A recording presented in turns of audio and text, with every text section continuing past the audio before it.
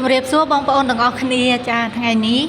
នាំរថយន្តមកឆែកសុខភាពចាមិនឆែកសុខភាពតែមនុស្សយើងទេណាបងប្អូនណាសូម្បីតែរថយន្តក៏ត្រូវឆែកសុខភាពដែរអញ្ចឹងខ្ញុំក៏មកបដូរប្រេងម៉ាស៊ីនចាប្រេងម៉ាស៊ីន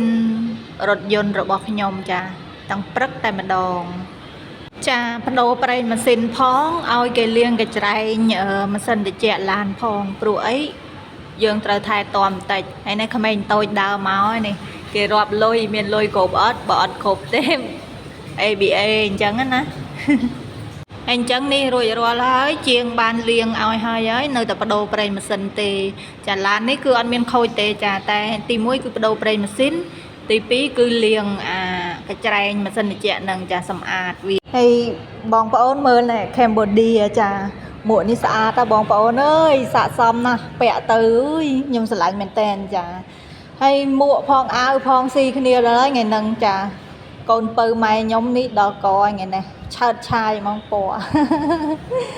Cambodia មួក Cambodia ចាស្អាតណាស់បងប្អូនណាចាហើយគ្រប់ត្រូលផលិតផលក្នុងស្រុក ស្អាតមែនតើបងប្អូនអញ្ចឹងរួចរាល់ហើយណាបងប្អូនណាអញ្ចឹងបានមកដល់ហាងហើយមកដល់មើលបរោះគ្រប់លក្ខក៏កំពុងតែដាំបាយ ចុងភៅខ្ញុំក៏កំពុងតែដាំបាយបងប្អូនអើយបងប្អូននេះ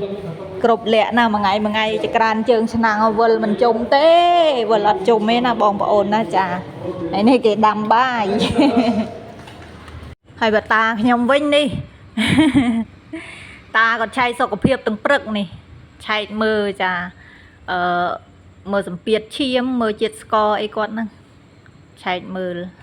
ហើយមិញចុងភៅខ្ញុំគាត់កាន់ទៅមិញហ្នឹងថងសារាមហ្នឹងចាមានចាប់បានកដោងាប់មួយ ចាហើយនេះក្មេងតូចញ៉ាំអស់ពងមាន់ចាអស់ពងមាន់3ទាំងព្រឹកហើយនឹងកាហ្វេតែគាត់ ហើយអញ្ចឹងក៏សូមគោរពថ្លែងអំណរគុណបងប្អូនទាំងអស់គ្នាដែលបានមើលចាវីដេអូរបស់ខ្ញុំរហូតដល់ចប់ចាសូមគោរពថ្លែងអំណរគុណដល់បងប្អូនហើយក៏សូមជូនពរបងប្អូនជួបតែសុខសុវត្ថិភាពសំណាងល្អចាហើយសូមឲ្យរកទទួលទានមានបានគ្រប់គ្នាផងណាចាមួយថ្ងៃនេះភ្ញៀវច្រើនពេកខ្ញុំអត់បានចេញវីដេអូចាអរគុណជម្រាបលាបាយបាយ